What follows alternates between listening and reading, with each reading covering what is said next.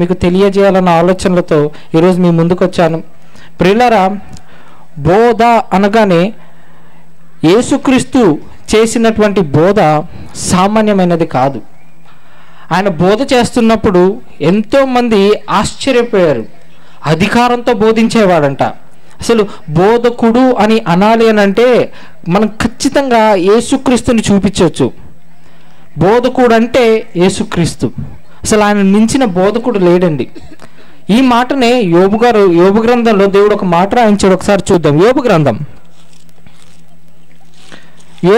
36వ అధ్యాయం. యోబు గ్రంథము 36వ అధ్యాయం 22వ వచనం. యోబు గ్రంథము 36వ అధ్యాయం 22వ వచనం. ఆలోచించుము, దేవుడు శక్తిమంతుడై ఘనత వహించినవాడు, ఆయనను పోలిన బోధకుడెవడు? దేవుడు చెప్తున్న మాట అండి. ఆయనను పోలిన బోధకుడెవడు? ఏం దేవుణ్ణి మించిన బోధకుడు ఎవరైనా ఉన్నారండి? దేవుడు బోధ చేస్తే ఇంకా ఆటోమేటిక్గా ప్రతి ఒక్కరూ వినాల్సిందే. ఏమండి, యేసుక్రీస్తు బోధ చేస్తుంటేనే ఎంతో మంది ఆయనను వెంబడించారండి. కారణం ఏంటి? ఆయన బోధ అధికారంతో ఉండేది. ఆయన బోధ అంత ఆశ్చర్యంగా కలగజేసేది. ఆయన బోధ చేస్తుంటే అసలు సామాన్యమైన విషయాలు చెప్పేవాడు కాదండి. ఏంటి జ్ఞానం ఇంత గొప్పదా? బైబిల్ ఇంత గొప్పదా? దేవుని మాటలు ఇంత గొప్పదా అని ఆలోచించుకునే విధంగా ఆయన బోధ ఉండేదండి. ప్రియులారా, దేవుడు చెప్తే ఏమంటున్నాడంటే ఈ జీవవాక్యాన్ని చేతికిచ్చాడు మనకి. ఆయన మించిన బోధకుడు ఎవడు అని అడుగుతున్నాడు. అంటే ఇందులో మించిన బోధ ఎందులోనూ లేదు. అర్థమవుతుందా? ఇందులో మించిన బోధ ఇంకెందులోనూ లేదు. అంత గొప్పగా దేవుడు ఏమంటే పరిశుద్ధాత్మ సహాయంతో తను ఎన్నో విషయాలను తన పిల్లలకు తెలియచేయాలని చెప్పి మనకి ఈ దేవుని గ్రంథాన్ని మన చేతికి అందించాడండి. నా పిల్లలు దీన్ని చదవాలి, నా పిల్లలు దీన్ని చదివి ప్రపంచమంతటా ఇందులో ఉన్న మాటలను అందించాలని దేవుడు ఆశపడ్డాడు. ప్రియులారా, అయితే ప్రియులారా, ఈ పుస్తకం సమాజంలో చాలా చిన్న చూపు అండి. నిజంగా ప్రియులారా, ఈ పుస్తకం సమాజంలో చిన్న చూపు. ఒకసారి నేను బస్సులో ప్రయాణం చేస్తుంటే ఒక ఆమె బస్సులో కూర్చుంటూ బైబిల్ చదువుకుంటూ కూర్చునేది. బైబిల్ తెరుచుకుంటూ ఏదో వాక్యాలను చదువుకుంటూ కూర్చుంటుంటే తన పక్కలో కూర్చున్న ఆమె చీచి అని అంటుందండి. చదువుతుంటే అసహించుకుంటుంది. ఏంటి, ఆమెకు నచ్చదంట బైబిల్ అంటే. అక్కడి నుంచి లేచి వెళ్ళిపోయిందండి. బైబిల్ చదువుకుంటే చీచి అని అక్కడి నుంచి లేచి వెళ్ళిపోయింది. కళ్ళతో చూశానండి నేను అది. ఏంటి బైబిల్ అంటే ఇంత ఆశ్చర్యమా? అసలు హలో, ఓకే, బైబిల్ అంటే ఏంటి ఇంత చిన్న చూపా సమాజానికి? ఇంకా మత ఛాందస్వాదులు అయితే ఏమంటున్నారో తెలుసా? ఈ బైబిల్ విదేశీ పుస్తకం, మనకు సంబంధించింది కాదు ఈ పుస్తకం, ఇది విదేశీ పుస్తకం అంట. ఏది? బైబిల్. అసలండి బైబిల్ విదేశీ పుస్తకమా లేకపోతే ప్రతి దేశానికి ప్రతి ఒక్కరికి అవసరమైన పుస్తకమా చెప్పండి? ప్రతి మనిషికి అవసరపడే పుస్తకం బైబిల్. చాలా గొప్పదండి బైబిల్. ఈ బైబిల్ని ప్రతి ఒక్కరికి నేను అందించాలని దేవుడు అనుకున్నాడండి. అయితే ఏ బైబిల్ని అయితే దేవుడు మనిషికి అందజేయాలని అనుకున్నాడో దీని మీద బురద జల్లే వాళ్ళు చాలామంది అండి. అయితే ఒక మత ఛాందసవాది ఏం మాట్లాడాడంటే, అసలు మీది నిజమైన దైవ గ్రంథం అని మీరు నిరూపించుకోగలరా అని అడిగాడండి. ఈ బైబిల్ నిజమైన దైవ గ్రంథమా అని మీరు నిరూపించుకోగలరా? అసలు మీకు తెలిసే ఎన్ని బైబిల్ ఉన్నాయో మీకు అని అడగడం మొదలుపెట్టాడండి. ఇంకా ఏమన్నారనంటే, ఏమండి మనకున్నది ఎన్ని బైబిల్ చెప్పండి? ఒకటేనా? సరే, ఇది 66 పుస్తకాలు గల ప్రొటెస్టెంట్ బైబిల్, అవునా? రోమన్ క్యాథలిక్స్ ఎన్ని బైబిల్ ఉంటాయి చెప్పండి? ఎన్ని పుస్తకాలు ఉంటుంది? 70. రోమన్ క్యాథలిక్స్ 73 ఉంటుంది వాళ్ళకు. 73. ఇంకా 7 పుస్తకాలు వాళ్ళకు యాడ్ అయి ఉంటుంది. ఇంకా చారిస్మాటిక్ బైబిల్ ఉంది, వాటికి 76 పుస్తకాలు ఉన్నాయండి. ఇంకపోతే ఆర్థోడాక్స్ బైబిల్ ఉన్నాయి. ఈ ఆర్థోడాక్స్ బైబిల్కి 86 పుస్తకాలు ఉందండి. ఇది ఏంటంటే కుమ్రాన్ కేవ్లో తవ్వుతున్నప్పుడు ఇంకా ఎన్నో దొరికాయంట వాళ్ళకు. వాటన్నిటిని తీసుకొచ్చి బైబిల్లో చేర్చాం మేము అని చరిత్రకారులు చెప్పుకొచ్చారని సమాధానం చెప్పుకుంటూ వచ్చారండి. ఇంతకీ వీళ్ళు అడిగే ప్రశ్న ఏంటంటే, అసలు ఏది మీద అసలైన దైవ గ్రంథం? 66 పుస్తకాల గల దైవ గ్రంథము, లేకపోతే 73 పుస్తకాల, లేకపోతే 76 లేకపోతే 86? ఆర్థోడాక్స్ బైబిల్ కరెక్టా? రోమన్ క్యాథలిక్ బైబిల్ కరెక్టా? ప్రొటెస్టెంట్ బైబిల్ కరెక్టా? చారిస్మాటిక్ బైబిల్ కరెక్టా? చూసారా ఎలాంటి ప్రశ్నలు అడుగుతున్నారు? ఏ బైబిల్ అసలైన బైబిల్? ఏ బైబిల్ అసలైన బైబిల్ మీకే తెలీదు, మీరేం బోధ చేస్తారని అనేవాళ్ళు కూడా లేకపోలేదండి. నిజంగా ఒక పాస్టర్ని దారుణంగా అవమానించాడండి ఒక మత ఛాందసవాది ప్రశ్న అడిగి. ఏ బైబిల్లో మీ బైబిల్ నువ్వు నిరూపించుకోగలవా, నీకు అంత సత్తా ఉందా అని మాట్లాడాడండి. నిజంగా అండి ఇది దేవునికి అవమానం అండి. క్రైస్తవులుగా మనం ఖచ్చితంగా సమాధానం చెప్పాలి. ఏ బైబిల్ అసలైన బైబిల్ ఏంటి? రోజుకొక దొరుకుతుంటే యాడ్ చేసుకుంటే వెళ్ళిపోతున్నారండి. అసలు యాడ్ చేసుకుంటే వెళ్ళిపోతే ఏది అసలైన బైబిల్? ఇప్పుడు ప్రకటన గ్రంథంలో మనకు తెలుసు, ప్రకటన గ్రంథం 22:18 ఏమన్నాడు? ఒకటి కలపకూడదు, ఒకటి తీయకూడదు అని అన్నాడు. ఒకటి కలపకూడదు, ఒకటి తీయకూడదు అని దేవుడు చెప్పిన తర్వాత ఇంకా అనేకమైన పుస్తకాలు వచ్చాయి. మరి వీటికి మన సమాధానం ఏంటి? దీని గురించి మీకు అర్థం అవ్వాలంటే దేవుడు రాసిన మాటల్లోకి మనం వెళ్ళాలి, ఆయన ఆలోచనలోకి మనం వెళ్ళాలి. ఆయన ఆలోచనలతో ఏమండి దేవుని వాక్యాన్ని ఆయన ఆలోచనలతో మనం చదువుకుంటూ వెళ్ళాలండి. ప్రియులారా, మీకు ఒక్కసారి నిర్గమకాండానికి వచ్చేస్తే అందరూ బైబిల్ తీసి అందరూ ఒక అద్భుతమైన విషయాన్ని నేను ఈరోజు మీతో పంచుకోబోతున్నాను. జాగ్రత్తగా వినండి. నిర్గమకాండం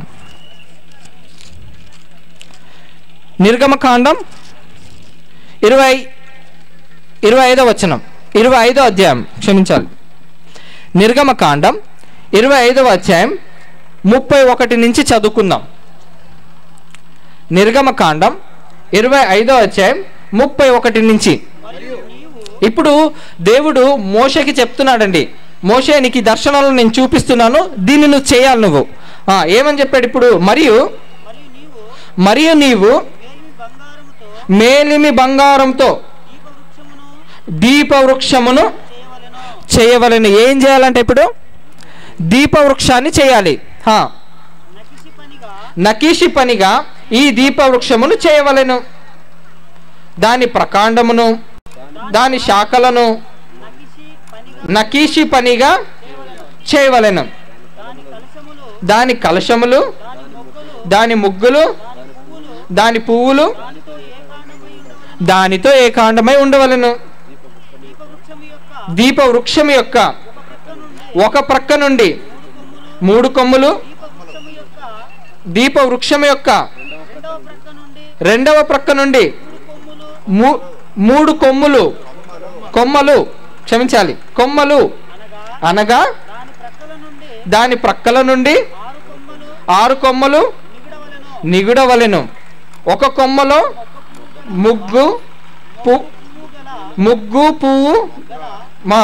మొగ్గ పువ్వు బాదాము రూపమైన 3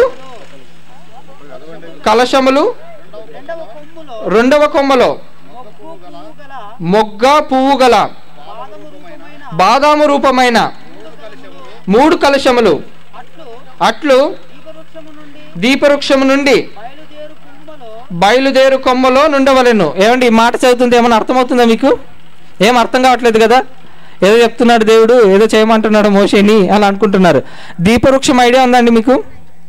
ల్యాంప్ స్టాండ్ దీపవృక్షం ఐడియా ఉందా? సరే నేను చూపిస్తాను, మళ్ళొకసారి చదువుకుందాం దాన్ని. ఇప్పుడు 33 ఒక కొమ్మలో ముగ్గ పువ్వు గల బాదాము రూపమైన 3 కలశములు, రెండవ కొమ్మలో మొగ్గ పువ్వు గల బాదాము రూపమైన 3 కలశములు. అట్లు దీపవృక్షం నుండి బయలుదేరి కొమ్ములలో నుండవలెను. మరియు దీపవృక్షము ప్రకాండములో బాదాము రూపమైన 4 కలశములు, వాటి మొగ్గలను వాటి పువ్వులను ఉండవలెను. దీపవృక్ష ప్రకాండము నుండి నిగుడు 6 కొమ్మలకు, దాని 2 కొమ్మల కింద ఏ కాండమైన ఒక్కొక్క మొగ్గ చొప్పున ఉండవలెను. వాటి మొగ్గలు వాటి కొమ్ములు దానితో ఏకాండమగును. అదంతయు మేలిమి బంగారంతో చేయబడిన ఏ కాండమైన నకీషి పనిగా ఉండవలెను. నీవు దానికి ఎన్ని చేయమని అన్నాడు? 7 దీపాలు చేయాలి. నువ్వు దాని ఎదుట వెలిగిచ్చున్నట్లు దాని దీపములను వెలిగింపవలెను. అది వెలిగివ్వడానికి నువ్వు దాన్ని చెయ్యాలి అని అన్నాడు. ఇంకా దాని కత్తెర చిప్పయు మేలిమి బంగారంతో చేయవలెను. ఆ ఉపకరణములన్నీ 40 వీసెల మేలిమి బంగారంతో చేయవలెను. కొండ మీద నీకు కనపరచబడిన వాటి రూపము చొప్పున వాటిని చేయుటకు జాగ్రత్త పడుము. ఇది మోషే గారికి దేవుడు చూపించి, నువ్వు ఈ కొండలో నేను చూపిస్తున్నాను కదా, ఈ రూపం నీకు చూపిస్తున్నాను కదా, వీటిని నువ్వు చెయ్యాలి అని చెప్పి మోషే గారికి దేవుడు చెప్పాడండి. ఇప్పుడు ఏం చేయమని చెప్పండి? ఒక దీపవృక్షం చేయాలి. ఆ దీపవృక్షంలో మొగ్గ, కొమ్మ, బాదాము రూపం గలది 3 రెక్కల కింద, ఒక దగ్గర 3 రెక్కల కింద ఇది తీసుకుంటూ దీన్ని చేయాలి. నువ్వు దీన్ని బంగారంతో చేయమని చెప్పాడండి. ఎన్ని కేజీల బంగారంతో చేయమన్నాడు? 40 కేజీల బంగారంతో ఈ దీపవృక్షాన్ని చేయమన్నాడు. మీకు అర్థం అవడానికి నేను స్క్రీన్ మీద వేసి చూపిస్తాను, ఒకసారి చూడండి. దాన్ని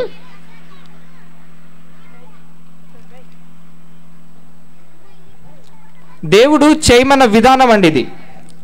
ఈ దీపవృక్షముని దేవుడు చేయమన్న విధానం ఇది.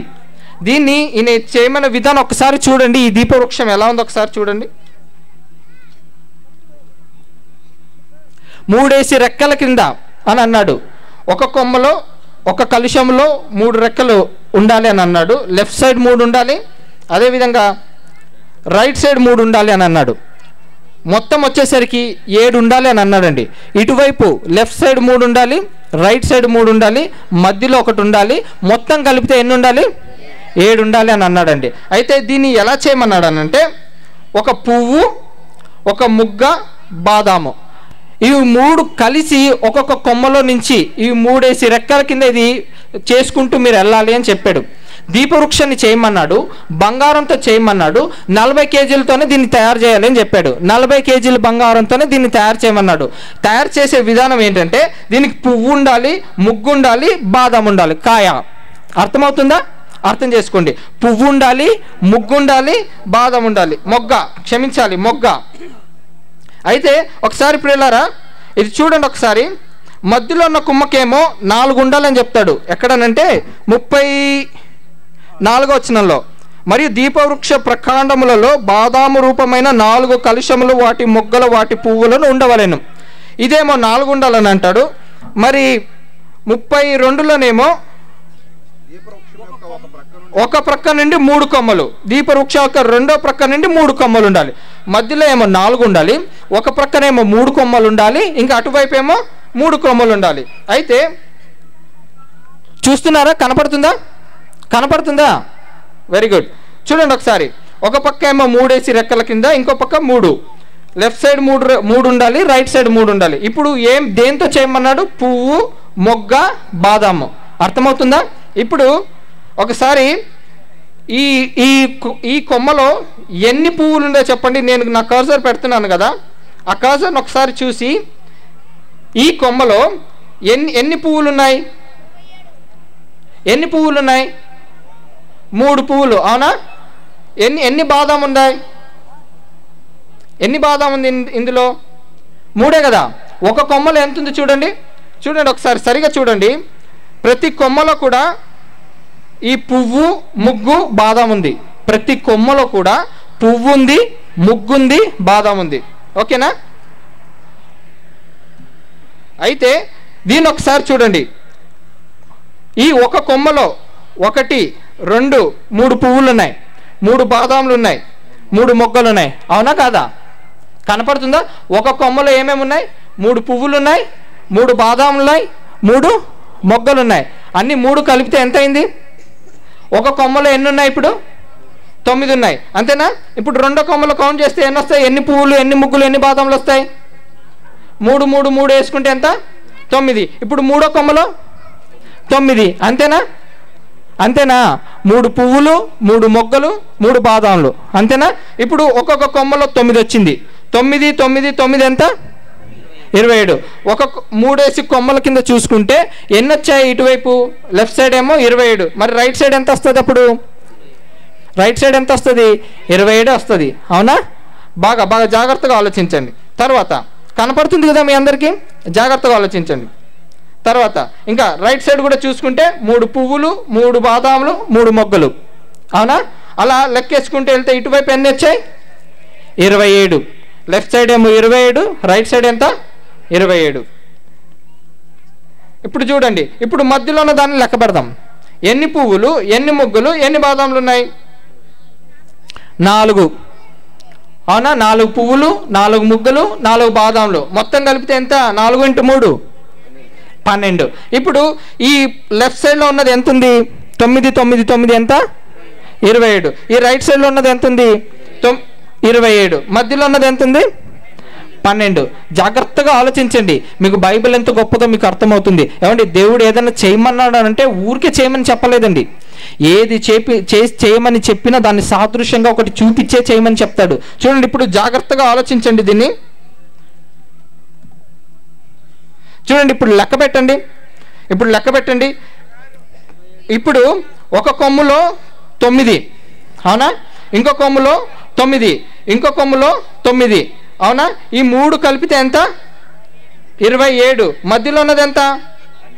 12. 12 + 27 ఎంత? 12 + 27 ఎంత? 39. 39. పాత నిబంధనలో మనకున్న పుస్తకాలన్నీ 39. ఇంకా ఇటువైపు లెక్కేసుకుంటే 9 9 9 ఎంత? 27. కొత్త నిబంధనలో మనకున్న పుస్తకం ఏంటి? ఎన్ని పుస్తకాలు మనకున్నాయి? 27. ఏవండి, దేవుడు అనుకున్న బైబిల్ ఏదో తెలుసా? ఈ 66 పుస్తకాల గల బైబిల్. దేవుడు నిర్ణయించుకున్న బైబిల్ అండి ఇది. దేవుడు అనుకున్నాడు, నా సంకల్పంలో ఉన్నది ఈ 66 పుస్తకాలే. నా సంకల్పంలో ఉన్నది 66 పుస్తకాలే. అందుకే మేలిన బంగారంతో చేయమన్నాడు దీన్ని. ఈ బంగారాన్ని దేంతో పోల్చాడు తెలుసా? ప్రవక్తలతో పోల్చాడు. కత్తెర కూడా పెట్టుకోండి పక్కలో అని అన్నాడు. ఎందుకు? ఎక్కువ పుస్తకాలు వస్తుంటుంది, కట్ చేసి పడేయండి దాన్ని. 40 కేజీల బంగారంతో చేయమన్నాడు అండి దీన్ని. ఎందుకు 40 కేజీల బంగారంతోనే చేయమన్నాడు? 40 మంది ప్రవక్తలు చాలు నాకు, దానికి మించిన ఎక్కువ మంది నాకు అవసరం లేదు. బైబిల్ని నేను ఎన్నుకున్న 40 మందే రాయాలి. ఇంకెవరో వచ్చి రాస్తానంటే కుదరదు. Gospel of Thomas, gospel of John, క్షమించాలి, గాస్పెల్ ఆఫ్ థామస్ అని ఇంకా రకరకాల పుస్తకాలు రాశారు. అవన్నీ కూడా ఇందులో యాడ్ చేశాడు, ఇదే బైబిల్ అని చెప్పుకొని. కానీ దేవుని సంకల్పంలో ఆ పుస్తకాలు లేవండి. అసలు ఈ 66 పుస్తకాల్లో లేనిది ఏముంది చెప్పండి? ఈ 66 పుస్తకాల్లో లేనిది ఏముంది చెప్పండి?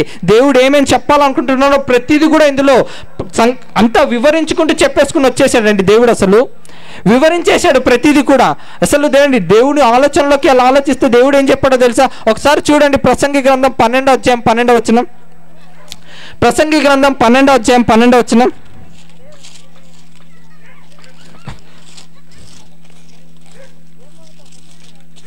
ప్రసంగి గ్రంథం 12వ అధ్యాయం 12వ వచనం. ఇదియుగాక నా కుమారుడా, హితోపదేశములు వినుము, పుస్తకములు అధికముగా రచింపబడును. దానికి అంతం లేదంట. అంటే పుస్తకాలు గనక రాసుకుంటూ వెళ్తే దానికి అంతం లేదని చెప్పేశాడండి దేవుడు. రాసుకుంటూ వెళ్తే పుస్తకం గురించి దానికి అంతం లేదు. ఒకవేళ నేను గనక పుస్తకం రాయాలి అని అనుకుంటే అని చెప్పి ఏం చెప్పాడు ఒకసారి. ఇప్పుడు యోహాను సువార్తకు వచ్చేయండి. యోహాను సువార్త 21వ అధ్యాయం 25వ వచనం. యోహాను సువార్త 21వ అధ్యాయం 25వ వచనం. యేసు చేసిన కార్యములు ఇంకను అనేకములు కలవు, వాటిలో ప్రతి దానిని వివరించి వ్రాసిన ఎడల అట్లు వ్రాయబడిన గ్రంథములకు భూలోకమైన చాలదని నాకు తోచుచున్నది. దేవుడు చెప్తున్నాడండి, నేను గనక పుస్తకాలు రాయాలి అని అనుకుంటే భూలోకం నాకు సరిపోదని అన్నాడు. అర్థమవుతుందా? నేను గనక పుస్తకాలు రాయాలని అనుకుంటే నాకు భూలోకం కూడా సరిపోదు. కానీ ఈ 66ని ఎందుకు ఇచ్చాడో తెలుసా? అదే యోహాను సువార్త 20వ అధ్యాయం 30వ వచనంలో చూడండి ఏమన్నాడో. అదే యోహాను సువార్త 20:30. మరియు అనేకమైన ఇతర సూచక క్రియలను యేసు తన శిష్యుల ఎదుట చేసెను. అవి ఈ గ్రంథమందు రాయబడి ఉండలేదు. ఎందుకు రాయలేదు ఈయన? చూడండి ఎందుకనో చెప్తున్నాడు 31లో, యేసు దేవుని కుమారుడైన క్రీస్తు అని మీరు నమ్మునట్లును నమ్మి ఆయన నామమందు జీవం పొందినట్లు ఇవి రాయబడను. ఇది ఎందుకు ఇచ్చాడంట? యేసు దేవుని కుమారుడని మీరు నమ్మడానికి ఈ 66 పుస్తకాలు ఈ కత్తి చాలండి. ఈ 66 పుస్తకాలు ఈ కత్తి చాలు. 76 పుస్తకాలు, 86 పుస్తకాలు, 73 పుస్తకాల దగ్గరికి వెళ్ళాల్సిన అవసరం లేదు. దేవుని సంకల్పం ఈ 66 పుస్తకాల మీద ఉంది. అందుకే మీరు ప్రపంచవ్యాప్తంగా మీరు చూసుకోండి, మీరు ఎక్కువగా అమ్ముడుపోతున్న బైబిల్ ఏది చెప్పండి? 66 పుస్తకాల, 73 పుస్తకాల, 86 పుస్తకాల, 76 పుస్తకాల? అందరి చేతిలో ఏ బైబిల్ ఉంటుంది చెప్పండి? ఎక్కువ మంది చదివే బైబిల్ ఏదో చెప్పండి? ప్రపంచవ్యాప్తంగా నేను మాట్లాడుతున్నా. నేను ప్రపంచవ్యాప్తంగా ఏమండి, దేవుని సంకల్పంలో 66 పుస్తకాలు ఉంది కాబట్టే ప్రపంచంలో ఏ పుస్తకం కూడా ఈ పుస్తకం ముందు నిలబడలేదండి. గిన్నిస్ వరల్డ్లో ఇది రికార్డు. గిన్నిస్ వరల్డ్లో ఇది రికార్డు. ఈ దరిదాపుల్లో కూడా ఏ పుస్తకాలు లేవండి. దరిదాపుల్లో కూడా ఏ పుస్తకాలు లేవు. ఎంతమంది ఎన్ని పుస్తకాలు రాసుకుంటే వెళ్ళినా ఈ పుస్తకం ముందు ఏ పుస్తకం నిలబడదు. ప్రపంచవ్యాప్తంగా ఎక్కువగా ముద్రింపబడుతున్న పుస్తకం, ఏకైక పుస్తకం 66 పుస్తకాలు గల బైబిల్. ఒకే ఒక పుస్తకం అండి, 66 పుస్తకాల బైబిల్. ఎందుకంటే ఇది దేవుని సంకల్పం కాబట్టి. ప్రతి మనిషికి, ప్రతి ప్రాంతానికి, ప్రతి దేశానికి వెళ్ళిపోయిన ఒకే ఒక్క పుస్తకం బైబిల్. ఏ దేశంలో ఈ బైబిల్ లేదని నేను చెప్పడానికి లేదండి. దేశంలో లేదు, ప్రాంతంలో లేదు, ఏ ఊర్లో లేదని చెప్పడానికి లేదు. ప్రతి ఒక్కరి దగ్గరికి ఈ మాటలు అందించాలని దేవుడు పంపించేశాడండి. దేవుడు అనుకుంటున్న సంకల్పం అండి ఇది. 66 పుస్తకాలు ఆయన సంకల్పం. ఇదే నా మాటలు, నా పిల్లలందరికీ ఈ మాటలు వెళ్ళిపోవాలని చెప్పి ఎక్కువగా ముద్రింపబడుతున్న పుస్తకం ఇదే. ఎక్కువగా అమ్ముడుపోతున్న పుస్తకం ఇదే. ఎక్కువగా అందరి చేతిలో ఉన్న పుస్తకము ఇదే. ఇది దేవుని సంకల్పం. ఇది దేవుడు అనుకుంటున్న సంకల్పం. చాలా మందికి తెలియదండి. ఒకసారి ఒక పాస్టర్ నాతో మాట్లాడుతూ ఏమన్నాడో తెలుసా? నేను వరల్డ్ క్రిస్టియన్ కౌన్సిల్లో మెంబర్ని. నేను అసలు పరమగీతము చాలా చండాలంగా ఉంది. అసలు ఏది పడితే అది రాసేశారు. అసలు అది చదువుతుంటేనే అసభ్యకరంగా ఉంది. ఆ పుస్తకాన్ని తీసేయాలని అనుకుంటున్నామని అన్నారండి. ఏ పుస్తకాన్ని? పరమగీతం. ఎందుకు? అసహ్యంగా ఉంది అది. అసలు దేవుని మాటలు నిజంగా అర్థమైందండి? అసలు వాడెవడు తీసేయడానికి? ఆ వరల్డ్ క్రిస్టియన్ కౌన్సిల్ మెంబర్ ఎవరు తీసేయడానికి? ఇవన్నీ దేవుని సంకల్పం. ఇది ఈ పుస్తకాన్ని అడ్డుకోవాలంటే అది ఎవరి తరం కాదు. అది అసలు రిమూవ్ చేయగలరా? అసలు పరమగీతాలు అసహ్యంగా ఉందా? ఏమండి నిజం ఒక మాట చెప్తానండి. పవిత్రులకు అన్నీ పవిత్రమే, అపవిత్రులకు అన్ని అపవిత్రాలే. ఏ ఆలోచనతో చదువుతున్నారు వాళ్ళు? అసలు యూదులకి దేవుడికున్న సంబంధాన్ని బట్టి అది మాట్లాడుకుంటూ వచ్చాడండి. క్రీస్తుకి సంఘానికి అది పోలికగా చెప్పుకుంటూ మాట్లాడుకుంటూ వచ్చాడు. పవిత్రంగా ఆలోచించాలండి దాన్ని. ఏమండి పేపర్లో ఎన్నో వార్తలు వస్తుంటాయండి. అసభ్యకరమైన బొమ్మలు వేపించి ఆ అసభ్యకరమైన మాటలు మాట్లాడుతుంటాడు. పవిత్రమైన ఆలోచన ఉంటే పవిత్రంగానే ఆలోచిస్తారు దాన్ని. అపవిత్రమైన ఆలోచన కలిగిన వాడు అపవిత్రంగా ఆలోచిస్తారు. ఏమండి పరమగీతం తీసేయడానికి వాడు ఎవరండి? అసలు ఏ పుస్తకాన్ని తీసేయడానికి వాడెవడు? ఒక దేవుడు ఒక్క మాట చెప్పాడు, ఎవడైనా దీని నుంచి తీసిన ఎడల, ఎవరైనా దీంతో కలిపిన ఎడల ఏమైపోతాడు? వాడు శాపగ్రస్తుడైపోతాడు. ఈ పుస్తకంలో రాయబడిన తెగులు వాని మీదకి వచ్చేస్తుందని అన్నాడండి దేవుడు. ఏమండి ఆయన సంకల్పం అండి 66 పుస్తకాలు. అందుకే ఈ దీపవృక్షాన్ని చేయి, చూపించు, ప్రతి సంఘంలో ఇది ఉండాలి. ఈ దీపవృక్షాన్ని పెట్టుకుంటారు. ఎవరికైనా అర్థం తెలుసా అసలు ఎందుకు ఈ దీపవృక్షాన్ని పెట్టాడని? ఎవరికైనా అర్థం తెలుసా? అది వెలుగివ్వాలి, పెట్టి చూపించు. ఇది నా 66 పుస్తకాల సంకల్పం. ఇది ప్రతి ఒక్కరికి తెలియాలి. ఇది నా గ్రంథం ఏంటో ప్రపంచం అంతటికి తెలిసే విధంగా దీన్ని చాటి చెప్పాలని అనుకున్నాడు దేవుడు.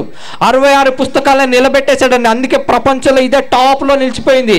ఏ గ్రంథము నిలబడలేకపోయిందండి ఈ గ్రంథం ముందు. ఎన్నో గ్రంథాలు వచ్చాయి, ఎన్నో పుస్తకాలు వచ్చాయి. ఈ పుస్తకం ముందు ప్రతి పుస్తకాలు ఓడిపోయాయి. ఏ పుస్తకము గెలవలేదు ఈ పుస్తకం తప్ప. అంత గొప్పదండి ఈ బైబిల్, అంత గొప్పది. అందుకే దీపవృక్షాన్ని చేసి క్రైస్తవులారా మీకు అందరికీ తెలియపరచాలని చెప్పి ఈ మాటలన్నీ రాయించాడండి. ఈ మాటలన్నీ రాయించాడు. జాగ్రత్తగా ఆలోచించుకుంటూ వెళ్తే అసలు దీపవృక్షాన్ని దేంతో పులిచాడు? ఒక్కసారి మీ బైబిల్ తీసి కీర్తనల గ్రంథం 119వ అధ్యాయం, కీర్తనల గ్రంథం 119వ అధ్యాయం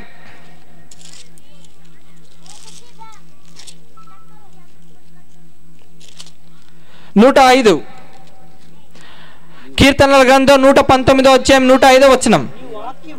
నీ వాక్యము నా పాదములకు ఏంటది? దీపం. ఏంటి దీపం? నీ వాక్యమే. ఈ బైబిలే నాకు దీపం. ఈ బైబిలే నాకు దీపం. తర్వాత నా త్రోవకు వెలుగిచ్చేది ఈ బైబిలే. నేను నడుస్తున్న మార్గంలో వెలుగు చూపించేది ఈ బైబిలే. అందుకే దీపవృక్షాన్ని పోలుస్తూ చెప్తున్నాడండి. ఏమని చెప్పాడు? నీ వాక్యమే నా పాదములకు దీపం. ఇదే మీకు దీపం, మీకు వెలుగిచ్చేది ఇదే, త్రోవ చూపించేది ఇదే, నా దగ్గరికి మార్గం చూపించేది ఈ 66 పుస్తకాల గల బైబిలే. దేవుని మాటలండి. దేవుని మాట అంటే ఏంటి చెప్పండి? ఆజ్ఞ అనగానే ఏంటి చెప్పండి? ఆజ్ఞ అంటేనే దేవుని మాట, అవునా? ఈ వాక్యమే ఆయన ఆజ్ఞలు, వాక్యమే ఆజ్ఞ. ఇప్పుడు సామెతల గ్రంథం తీయండి ఒకసారి. సామెతల గ్రంథం 6వ అధ్యాయం. సామెతల గ్రంథం 6వ అధ్యాయం. సామెతల గ్రంథం 6వ అధ్యాయం 23. సామెతల గ్రంథం 6వ అధ్యాయం 23. ఆజ్ఞ అంటే ఏంటి చెప్పండి? ఆజ్ఞ అంటేనే దేవుని మాట, దేవుని మాట అంటేనే వాక్యం, వాక్యం అంటేనే బైబిల్. ఇప్పుడు చెప్పండి, ఆజ్ఞ ప్లేస్లో బైబిల్ అని పెట్టి చదవండి. బైబిల్ ఏంటి? దీపం. అర్థమవుతుందా? బైబిలే దీపం, దీపమే బైబిల్. ఆ దీపాన్ని చూస్తున్నప్పుడల్లా, ఈ దీప వృక్షాన్ని చూస్తున్నప్పుడల్లా మీకు ఎవరు గుర్తు రావాలి? ఏది గుర్తు రావాలి? 66 గల పుస్తకాల ఈ బైబిల్. దేవుని సంకల్పంలో ఉన్న ఆలోచనలది. అందుకే ఆజ్ఞే దీపముగాను, అంటే బైబిలే దీపముగాను, ఉపదేశముగాను, వెలుగుగాను ఉండును. అర్థమవుతుందా? బైబిలే దీపముగాను, ఉపదేశము వెలుగుగాను ఉండును. శిక్షార్థమైన గద్దింపులు జీవ మార్గములు. దేవుడు పలికిన మాట్లాడింది. నేను అనుకున్న బైబిల్ ఇదే, నా సంకల్పంలో ఉన్న బైబిల్ ఇదే. క్రైస్తవులందరూ పాటించవలసిన బైబిల్ 66 పుస్తకాలే. ఇంకెవడో వచ్చి 73, 76, 86 అంటే నమ్మకండి. అది ఆయన సంకల్పంలో లేదు. ఒకవేళ అవి కనుక ఆయన సంకల్పంలో ఉంటే అసలు ఆ బైబిల్ టాప్లో ఉండేది. 73 పుస్తకాలే దేవుని సంకల్పం అని అనుకుంటే అసలు 73 పుస్తకాలు టాప్లో ఉండేది. ఎందుకు? ఆయన సంకల్పం కాబట్టి ప్రతి దేశానికి, ప్రతి ప్రాంతానికి ఆ బైబిల్ వెళ్ళిపోవాల్సింది. కానీ ఏది వెళ్ళలేదండి. 66 గల పుస్తకాల ఈ బైబిలే ప్రతి ఒక్కరి చేతికి వెళ్ళిపోయింది. ప్రతి క్రైస్తవుడి ఇంట్లో ఈ 66 పుస్తకాల గల బైబిల్ ఉంది. లేదని చెప్పగలరా? చెప్పండి. వాడు నిజంగా క్రైస్తవుడు అంటే ప్రతి క్రైస్తవుడి ఇంట్లో ఈ 66 పుస్తకాల బైబిల్ ఉంది. అదే ఈ 73, 76, 86 పుస్తకాలు ఉన్నాయా ఏ క్రైస్తవుడి ఇంట్లోనైనా? ఎవరో కొందరి దగ్గరే ఉంటాయి, అందరి దగ్గర ఉండవు. అందరి దగ్గర ఉండే ఒకే ఒక ఏకైక గ్రంథం ఏది చెప్పండి? 66 గల పుస్తకాల బైబిల్. ఈ బైబిల్ని దేవుడు నిలబెట్టాలని అనుకున్నారండి. అసలు దేవుడు మాట్లాడితే ఏమన్నాడో తెలుసా? ఏమన్నాడో తెలుసా? భూమి ఆకాశము గతించును కానీ నా మాటలు గతించవు. ఇప్పుడు ఒకవేళ ఆయన సంకల్పం 73 అయితే అసలు ఈ మాటలు ఏమైపోవాలి చెప్పండి? చెప్పండి, ఈ మాటలు ఏమైపోవాలి? 66 పుస్తకాలు గతించిపోయేవి. అసలు భూమి ఆకాశాలైనా గతించిపోతాయేమో కానీ నా మాటలు ఎప్పుడు గతించిపోవు. 66 పుస్తకాలు ఆయన సంకల్పం కాబట్టి ఈ మాటని నిలబెట్టేశాడండి. ఈ వాక్యాన్ని నిలబెట్టేశాడు, బైబిల్ని నిలబెట్టేశాడు. ప్రపంచవ్యాప్తంగా ఈ బైబిల్ని నిలబెట్టేశాడు. అందుకే యేసుక్రీస్తు మాట్లాడుతూ ఒక మాట అన్నాడండి. ఒకసారి చూడండి, లూకాసు వార్త 16వ అధ్యాయం. లూకాసు వార్త 16వ అధ్యాయం. లూకాసు వార్త 16వ అధ్యాయం 17వ వచనం. బైబిల్ గురించి మాట్లాడుతూ చెప్తున్నాడండి. బైబిల్లో ధర్మశాస్త్రములో ఒక పుల్ల చెప్తున్నాడు చూడండి. పొల్లైన తప్పిపోవుట కంటే సరే, ధర్మశాస్త్రంలో ఒక పొల్లైన తప్పిపోవుట కంటే ఆకాశమును భూమియు అసలు భూమి ఆకాశాలైనా ఈజీగా తొలగిపోతాయేమో కానీ నా మాటలు తొలగిపోదని అన్నాడండి. ఈ 66 పుస్తకాలు ఆయన నిలబెట్టేశాడండి.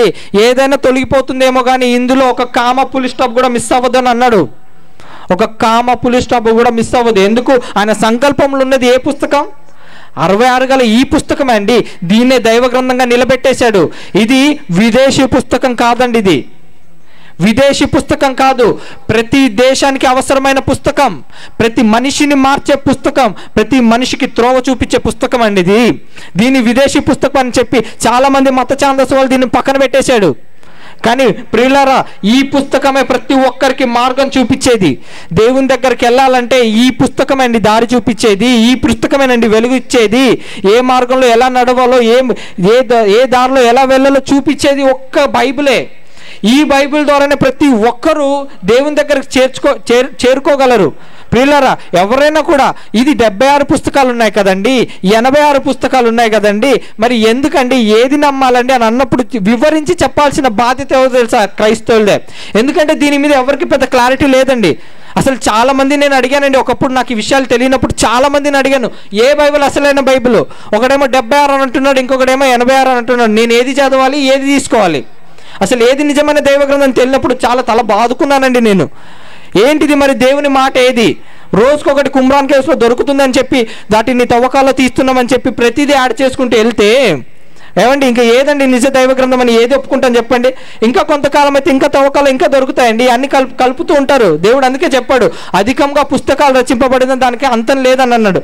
దేవుడు కనుక పుస్తకాలు రాయాలంటే దానికి భూలోకం కూడా సరిపోదని అన్నాడు. కానీ 40 మందితో నా సంకల్పం. ఏమండి దేవుడు ఏది చేయాలన్న 40తోనే ఫిక్స్ అవుతాడండి. నోవా జలప్రలయాలు 40, యేసుక్రీస్తు చనిపోయిన తర్వాత భూమి మీదకి వచ్చి ఎన్ని రోజులు ఉన్నాడు? 40. అంతేనా? బైబిల్ అంతా మీరు చూసుకోండి, ఏదైనా ఆయన చెయ్యాలని అనుకుంటే 40తో ఫిక్స్ అవుతాడు. అందుకే నాకు 40 మంది ప్రవక్తలు కావాలని అనుకున్నాడు. ఆ 40 మంది ప్రవక్తలతోనే బైబిల్ పూర్తి చేశాడండి. ఇప్పుడు ఇంకెవరో వచ్చి నాకు దేవుడు ప్రేరేపించాడు నేను రాశానంటే నమ్మకూడదు. ఒక దేవదూత పరలోకం నుంచి వచ్చి నాకు దేవదూత చెప్పింది నేను రాసేసానన్నా కూడా నమ్మకూడదు. అతను శాపగ్రస్తుడైపోతాడు. అందుకే ఈ బైబిల్లో రాయబడిన తెగులు వాళ్ళ మీదకి వచ్చేస్తాయి. ప్రియులారా, ఈ 66 పుస్తకాలే దేవుని సంకల్పం అండి. ఇది విదేశీ పుస్తకం అన్నవాడికి బుద్ధి చెప్పండి.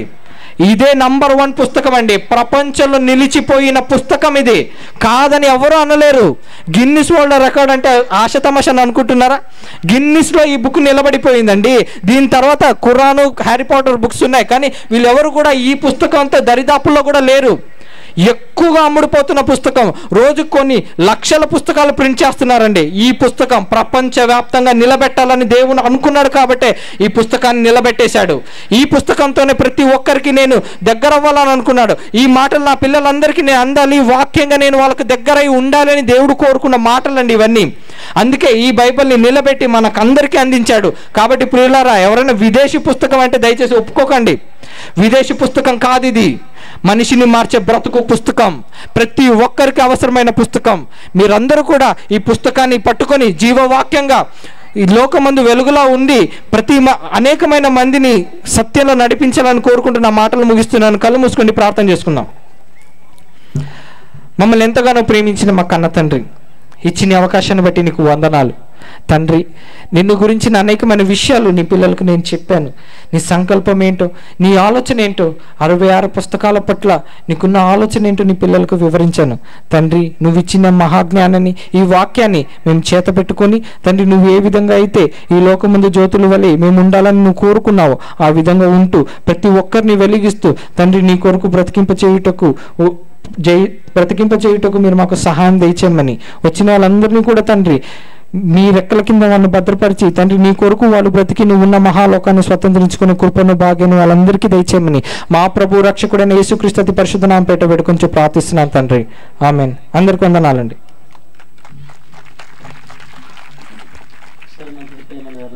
మరి మొదటి వర్తమానాన్ని వినిపించినటువంటి మరి బ్రదర్ స్టీఫెన్ బాబు గారికి సభధర్మ వందనాలు తెలియజేద్దాం. అదే రీతిగా ఈ సందర్భంలో కానుకలు సేకరించడం జరుగుతుంది. వాలంటీర్స్ త్వరగా సహకరించాలి. మరి కానుకల సేకరణ కొరకు మన మధ్యలో ఉన్నటువంటి విలేజ్ సూగు నుంచి చేసిన బ్రదర్ తాయప్ప ఒక ట్రాక్ సాంగ్ పాడుతుండగా మనం కానుకలు